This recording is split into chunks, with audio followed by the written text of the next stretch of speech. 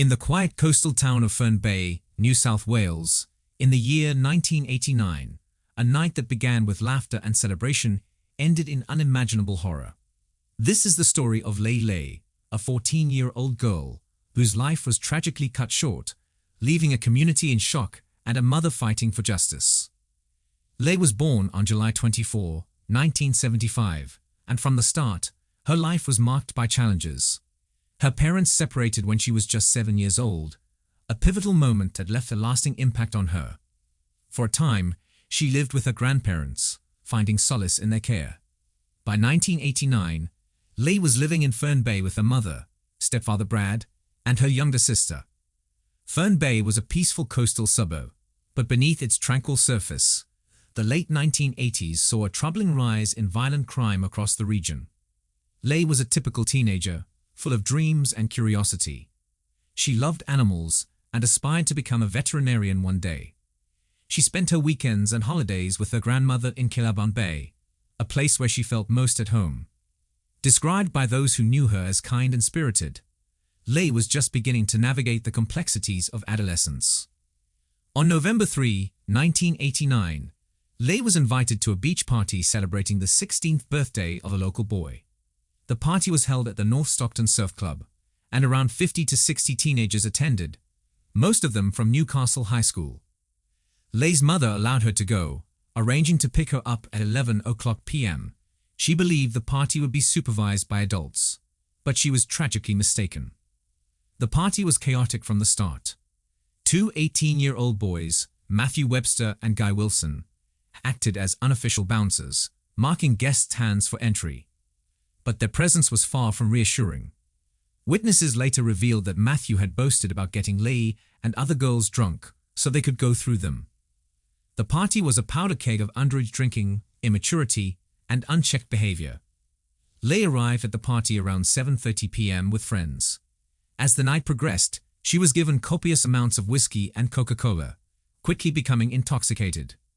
Witnesses described her as stumbling, struggling to stand, and visibly vulnerable. In this state, she was easy prey for those with sinister intentions. At some point during the night, Leigh was led, or coerced, away from the party to a secluded area in the nearby sand dunes. The details of what happened next remain unclear, but what is known is horrifying. A 15-year-old boy, whose name has never been publicly disclosed, sexually assaulted Leigh. There has been debate over whether the act was consensual, but the facts speak for themselves. Leigh was 14 years old, heavily intoxicated, and in no state to give consent. She was assaulted, her vulnerability exploited in the most heinous way. The night took an even darker turn when Leigh returned to the party. Humiliated and distraught, she was met with cruelty instead of compassion. Witnesses reported that some boys at the party taunted her, further victimizing her in her moment of despair. Leigh's mother arrived to pick her up at 11 o'clock p.m., but Leigh was nowhere to be found. A search began, and hours later, her body was discovered on the beach. She had been brutally murdered, her young life extinguished in an act of unspeakable violence. The investigation that followed was marred by controversy. Leigh's mother has repeatedly criticized the police handling of the case, stating, "The way the police handled this whole case sickens me, and I have been fighting for the truth." The community was left reeling, grappling with the loss of a bright young girl and the failure of the system to protect her. The trial that followed revealed the toxic culture of the party and the disturbing behavior of some attendees. The 15-year-old boy who assaulted Leigh was charged, but the case raised more questions than answers. Why was a party of underage teenagers left unsupervised? Why were the adults in the community not more vigilant? And why did it take such a tragedy to expose the dangers lurking in their midst? After the unspeakable assault in the sand dunes, Leigh returned to the party in a state of sheer panic. She was terrified, her mind racing with fear that she might be pregnant. Witnesses described her as visibly distraught, with blood staining her pants and tears streaming down her face. She was in pain, both physical and emotional, and at one point she collapsed to the ground, crying out the name of the boy who had assaulted her. But instead of finding comfort or help, Leigh was met with cruelty. Word spread through the party that she had been with a boy in the dunes, and some of the attendees saw this as an opportunity. Guy Wilson, one of the older boys at the party, approached Leigh and propositioned her. When she rejected him, the situation escalated. A group of boys, including Matthew Webster, Guy Wilson, and others whose names remain protected by law, surrounded Leigh. They threw her to the ground, kicking her, spitting on her, and pouring beer over her head. They called her names, accusing her of being a whore. The crowd watched, but no one intervened. They laughed, their silence complicit in the cruelty unfolding before them. Leigh, battered and humiliated, managed to get up and run away. As she fled, one of the boys hurled a glass bottle at her. It was a final act of malice as she disappeared into the night. At around 10:30 p.m., Leigh was seen leaving the party, heading toward the beach. Matthew Webster noticed her and decided to follow. What happened next is a chilling reminder of the depths of human depravity. In the isolation of the sand dunes, Matthew attacked Leigh. Forensic evidence and his later confession paint a horrifying picture of what transpired. It's unclear whether Matthew acted alone, but what is certain is that Leigh was pinned down and subjected to unimaginable violence. To silence her cries for help, Matthew forced sand into her mouth, a dehumanizing act that stripped Leigh of her voice. But the horror didn't end there. A broken beer bottle was used to inflict further pain, causing severe damage to her body. The forensic details of Leigh's injuries are harrowing, a testament to the brutality she endured in her final moments. Realizing the gravity of what he had done, Matthew knew Leigh could identify him if she survived. In a final monstrous act, he spotted a large rock nearby, a 5.6 kilograms, 12 pounds, weapon of blunt force. He picked it up, stood over Leigh, and brought it down on her head with devastating force. Over and over, he struck her, cracking her skull and exposing her brain tissue. The blows were so violent that blood spatters reached 2.8 meters away from her body. When it was over, Matthew dropped the rock and fled, leaving Leigh's lifeless body in the sand. Meanwhile, Leigh's mother and stepfather had arrived at the party to pick her up. When they couldn't find her, they assumed she had gone to a friend's house and returned home. But Leigh never came back. The next morning, Leigh's stepfather resumed the search. Less than 100 meters from where the party had been held, he found her. The scene was one of unimaginable horror. He immediately called emergency services, and an investigation began. Leigh's body was taken for an autopsy, which revealed the extent of the violence she had endured. Her cause of death was blunt force trauma to the head, with her skull severely fractured and brain tissue exposed. But there was something odd. The strikes had come from multiple directions, suggesting that more than one person may have been involved in her murder. Leigh's body was discovered on the beach in the early hours of November 4, 1989. The autopsy revealed the unimaginable violence she had endured. She suffered significant internal trauma to her ribs, liver, and kidneys, injuries that suggested repeated, forceful blows.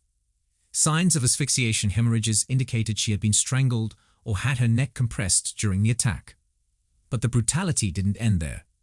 Leigh's private areas bore horrific injuries, including tearing and internal bleeding, pointing to the use of a broken beer bottle. Sand was found in her mouth and airways, forcibly inserted during the assault. She was partially undressed, and bloodstains spread across a wide area, evidence of a violent struggle. The sheer brutality of the attacks suggested that more than one person may have been involved. The media quickly picked up on the story, captivated by Leigh's unique name, her young age, and the extreme violence of her murder. The public was horrified, and the pressure mounted on the police to find those responsible. But the investigation was far from straightforward. The crime scene was closed off, and forensic examinations began. Approximately 150 people were questioned, but the process was riddled with challenges. Rumors, false information, and poor recollections plagued the investigation. Even more troubling was the chilling silence from the parents of other teenagers who had attended the party. Many of these parents discouraged their children from cooperating with the police, fearing legal consequences for underage drinking, drug use, or involvement in Leigh's harassment. This wall of silence made it nearly impossible for investigators to piece together what had happened. Some witnesses later admitted to giving false information, further complicating the case. Key individuals who may have been involved or witnessed critical events were never fully held accountable. Despite these obstacles, the police pressed on. They focused their attention on the males who had attended the party, asking several potential suspects for blood samples and the clothing they had worn that night. One of these suspects was Matthew Webster, an 18-year-old who had acted as an unofficial bouncer at the party. When investigators reviewed photographs from the night, they noticed something suspicious. Matthew had provided the police with a different set of clothing than what he was seen wearing in the photos. This discrepancy raised red flags. Witnesses also reported seeing Matthew follow Leigh into the dunes after she left the party. 3 months after the murder, the police questioned Matthew again. This time, the pressure was intense. He initially denied any involvement, but as evidence mounted, his story began to unravel. Matthew eventually cracked, confessing to Leigh's murder. His confession was chilling. He claimed he had seen Leigh walking toward the car park and called out to her, "Leigh, don't go down there." According to Matthew, Leigh turned around and told him to leave her alone. He followed her, finding her sitting on the grass. He admitted to approaching her with the intention of forcing himself on her. Matthew claimed that the two walked down to the bushes, where he began to remove her clothes. He insisted that their interaction was initially consensual, but that Leigh started pushing him away, saying, "Don't. I don't want to." In a moment of rage, Matthew said he grabbed her throat and choked her. He then picked up a rock and bludgeoned her to death. After Matthew Webster confessed to Leigh's murder, he was arrested and charged. His confession was chilling. He admitted to choking Leigh and bludgeoning her with a rock. But there was a glaring omission. Matthew never confessed to the horrific sexual assault Leigh endured, the one involving a broken beer bottle that caused devastating injuries. And disturbingly, the police never pressed him on whether he acted alone. This left a haunting question. If Matthew didn't commit the sexual assault, who did? Were others involved? And if so, how many? During the investigation, the 15-year-old boy who had initially assaulted Leigh was also arrested. Due to his age, details about his legal proceedings were limited. He pleaded guilty and was initially sentenced to 6 months in a juvenile detention center. But in a shocking turn, his sentence was reduced to just 100 hours of community service after an appeal court ruled there was insufficient evidence to prove the assault. As the investigation continued, attention turned to Guy Wilson, the other 18-year-old who had acted as an unofficial bouncer at the party. Guy admitted to harassing Leigh during the party, pushing her, pouring beer over her head, spitting on her, and even attempting to throw a beer bottle at her. He was released on bail pending sentencing, but during this time, he allegedly made a threatening remark about Leigh's younger sister. When Leigh's stepfather, Brad, heard about this, he confronted Guy in a fit of rage and attacked him. The details of the attack were never fully reported, but it was serious enough for legal action to be taken against Brad. In court, Brad pleaded guilty, but the judge showed leniency, sentencing him to a 12-month good behavior bond without recording a conviction. The judge acknowledged the emotional turmoil Brad was experiencing. Guy Wilson, on the other hand, pleaded guilty to the harassment charges and was sentenced to just 100 hours of community service. A slap on the wrist for his role in the events that led to Leigh's death. Matthew Webster, meanwhile, pleaded guilty to Leigh's murder before the trial officially began. This avoided a prolonged courtroom battle, but it also meant that many details of the case were never fully explored. Most notably, Matthew denied any involvement in the sexual assault, leaving a gaping hole in the narrative of what truly happened that night. Witnesses came forward during the investigation, stating that they saw Matthew and Guy leave the surf club together. The 15-year-old who had initially assaulted Leigh, along with Guy Wilson, had no credible alibi for their movements around the time of Leigh's death. Yet, these leads were allegedly never pursued further. Forensic evidence and witness accounts suggested multiple people were involved in the events leading to Leigh's assault and murder, but the legal proceedings focused solely on Matthew's murder charges. This narrow focus allowed Matthew and others at the party to escape accountability for the sexual assault. Many believe Matthew's confession was incomplete and that others were involved in Leigh's death. But without further investigation, the full truth remains buried. Matthew Webster was sentenced to 20 years in prison, with a minimum term of 14 years. He was released on parole in June 2004, after serving 14.5 years. But for Leigh's family, this was far from justice.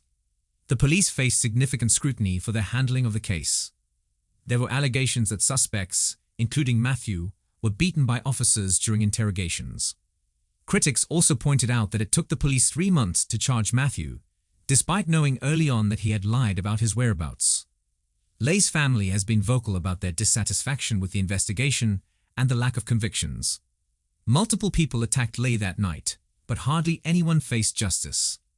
The family believes that others involved in the events leading to her death were never properly investigated or prosecuted. Their experiences have turned them into advocates for more comprehensive investigations into murder cases, hoping to prevent other families from suffering the same traumatic aftermath. As of now, no other person has been found guilty of the horrific acts inflicted upon Leigh.